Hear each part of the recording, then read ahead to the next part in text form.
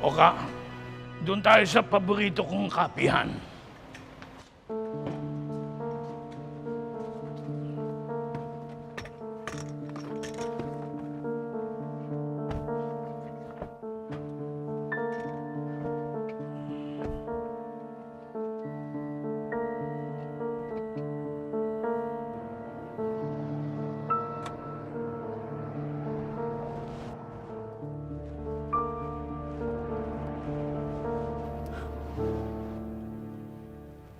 Si Tandang Pepe yun ah.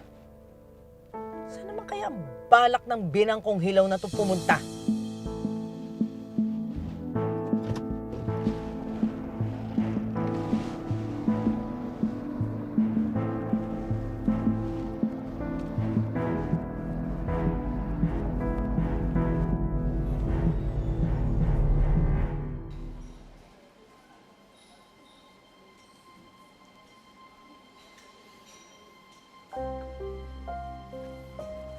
Sir Pepe, magandang araw po.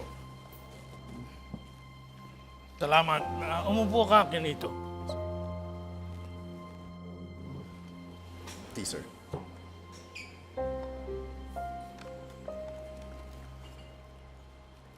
Ito yung buhok na pagkukunan mo ng DNA.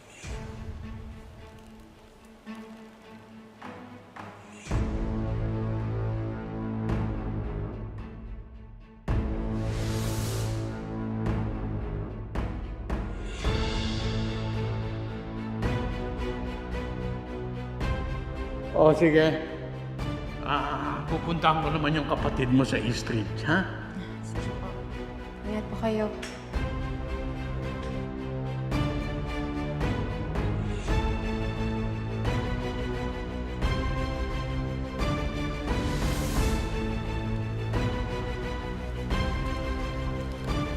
Dito naman sa cup na ito, diyan mo makukuha yung isa pang sample.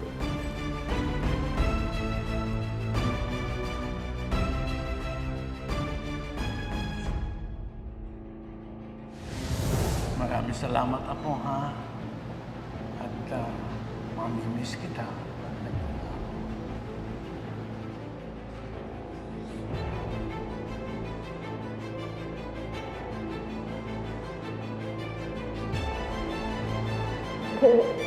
No naman eh.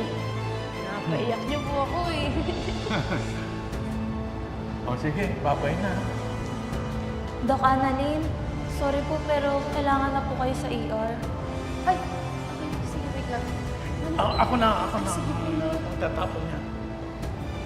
Sige. Ito po May miss po kita lang. I love you. Sige po. Dinala po ako.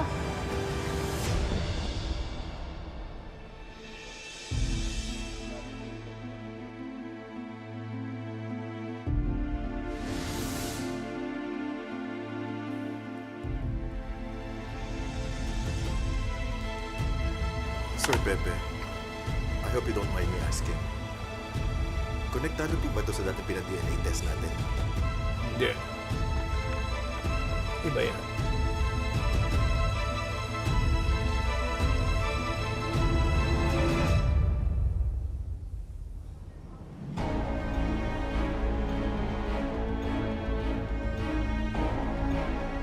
Hi, Dad. Anong ginagawa niyo rito?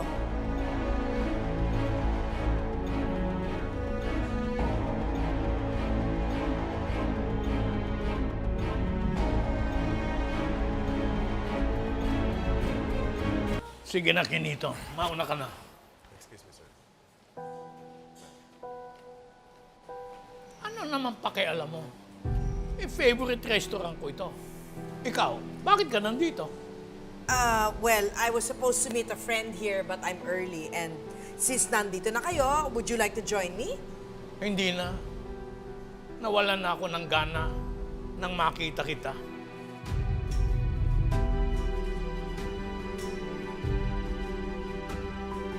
Ano naman kaya ang pinaplano ng matandang yun?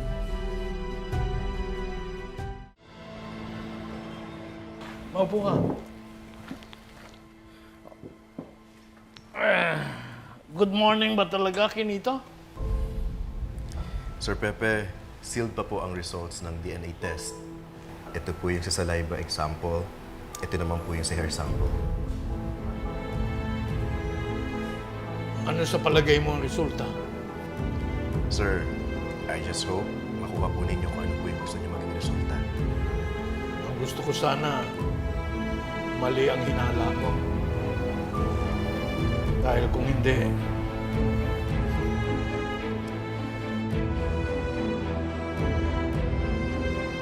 Sir Pepe, may ipag-uutos pa po ba kayo sa akin? Kailangan ko na po kasing lumipad sa US. I need to prepare yung mga bagay-bagay para po ready na pagdating ninyo. o sige, mauna ka na. Tawagan mo lang ako agad kung may problema, okay?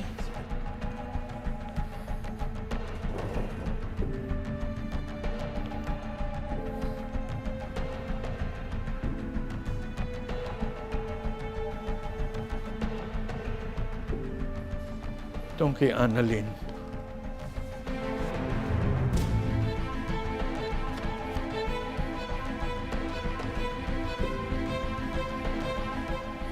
Match kami ni Annalyn.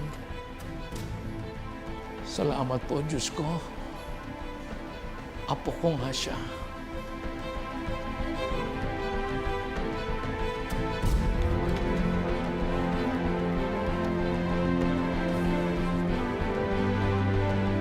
Ito kay Zoe.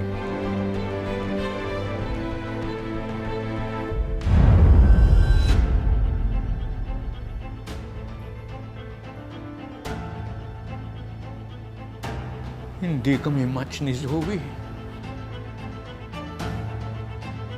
Hindi ko siya kadugo. Ibig sabihin, hindi siya anak ni Obed.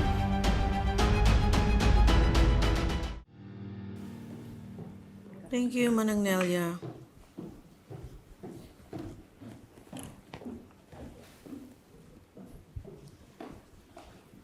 Good morning, ate. Wow! Pusturang-pustura naman ang kapatid ko. Saan ang lakad natin, ha? Sinong ka-date? Don't tell me, naka-move on ka na agad kay Lynette. Hindi, ate. Dean ng med school kakausapin ko tungkol sa case ko. Well, I don't have any pressing issues to attend to today. Gusto mo, samahan kita? Talaga? Yeah. Di eksakto. Nasa Apex yung dean ng med school. Puntahan na lang natin siya doon. Wow, talagang seryoso ka nang makabalik sa med school, ha? Gusto ko talaga bumalik sa pagiging doktor, ate. You know, that's where my heart is. I know. Kahit naman noon pa yun na yung passion mo, di ba? Kaya nga kayo nagkagalit ni Papa noon. By the way, nagkausap na ba kayo ulit after yung sagutan ninyo sa restaurant? Hindi. But he tried to reach out to you. Yeah, but hindi ko sinagot. Dahil galit pa ako sa kanya nun. And now? Ayusin ko muna to sa med school. Baka kung ano na naman sasabihin ni Papa sa akin, masira lang yung araw ko. Tsaka ko naiisipin kung kakausapin ko siya. But I really suggest na kausapin mo siya soon. Dahil ang alam ko, aalis siya mamayang gabi. Saan siya pupunta? Sa US daw. Business trip, supposed to be, but I honestly don't believe it's that. I think it's something else, but alam mo naman si Papa, maraming sikreto. Who knows?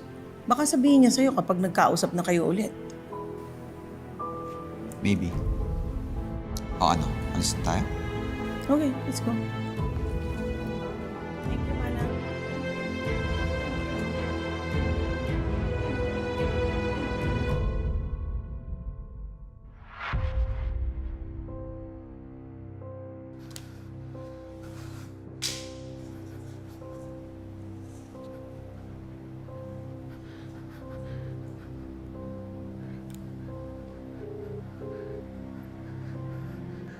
Sumagot ka, Obeng. Sumagot ka. Kailangan malaman mo na hindi mo anak si Zoe.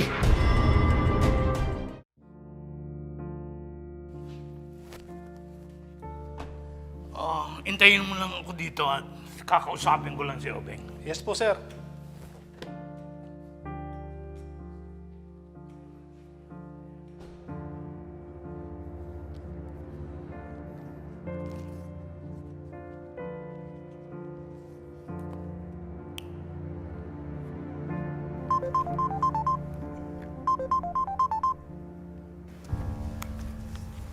Hello po, Lo? Hello, Annalyn, apo. Busy ka ba mamaya? Hindi naman po, Lo. Bilis lang naman po yung duty ko eh. Di ba mamaya na po yung flight po ninyo? Mapapasama po ba kayo? Hindi naman. Gusto lang sana kitang makausap ng personal bago ako umalis. Kung okay lang sa'yo. Oo naman po, Lo. Tungkol po ba saan? O sige, may inaasikaso lang ako ngayon. Pero pagkatapos nito, magkita tayo. Intayin mo na lang ako dyan at pupuntahan kita. Okay? Sige po, Lo.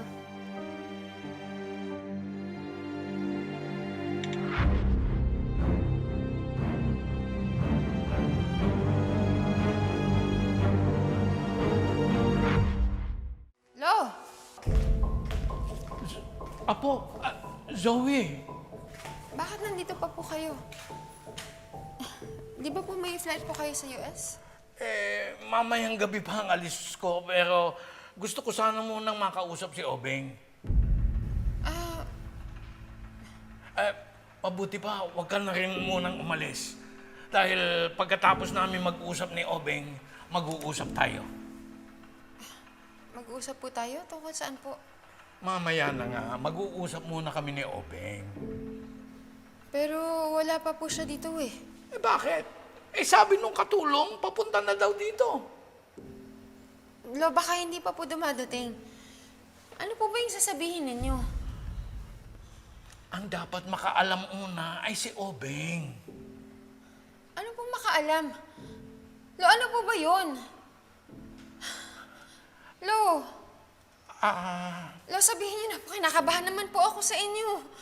Lo, ano po yun? Hindi ko naman gusto ikaw makabahin. Gusto ko lang na makausap muna si Obeng bago tayo mag-usap. Lo, sabihin niyo na po sa akin. Sige na po. Ay, yan. Genetics Laboratory? Lo, ano po laman ito? Zoe, please.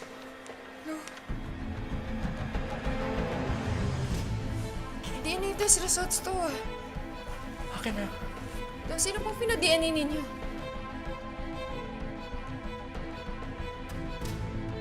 Zoe.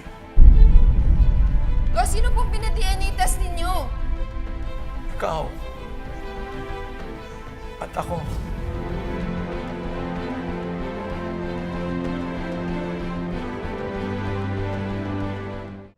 Obeng, can you call the dean? Find out kung maaabutan pa natin siya sa Apex. Or kung didiretso na ba tayo sa med school. Damn, naiwan ko yung phone ko sa bahay. Ako na lang tatawag. Anong number niya? Hindi ko alam, ate. Binasa lang kasi sa akin ni Ray. Pero, maaga pa naman. Diretso na lang tayo sa Apex, baka maabutan pa natin siya.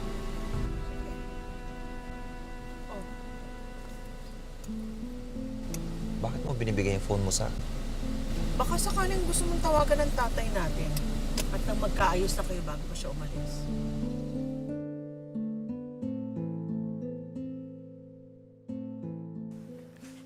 Pero ang sabi po dito eh, hindi po match eh. Ibig po sabihin, ano po ibig sabihin nito? Ibig sabihin, hindi tayo magkadugo. Hindi ka anak ni Obeng.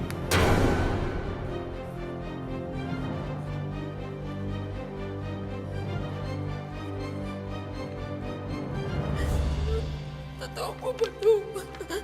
Totoo to? Totoo yan, Zoe. Ginawa na yan ni Obeng dati. Pina-DNA test na niya kayo pero nakalimutan lang niya dahil na-aksidente siya. Hindi totoo yan, Lo. Hindi po totoo yan. Lolo, bakit niyo ginagawa sa akin to? Akala ko okay na tayo. Okay na Galit pa rin po ba kayo sa akin? Hindi. Hindi ko naman kinustong malaman yan. No, At hindi lalong totoo hindi ako to. galit sa'yo. Hindi totoo to, Lo. Hindi totoo. Tatay ko si Daddy. Lolo ko to, Daddy. Hindi totoo to. Oo. Hindi totoo to, Lo. Oo. Apo kita. Anak ka ni Obeng.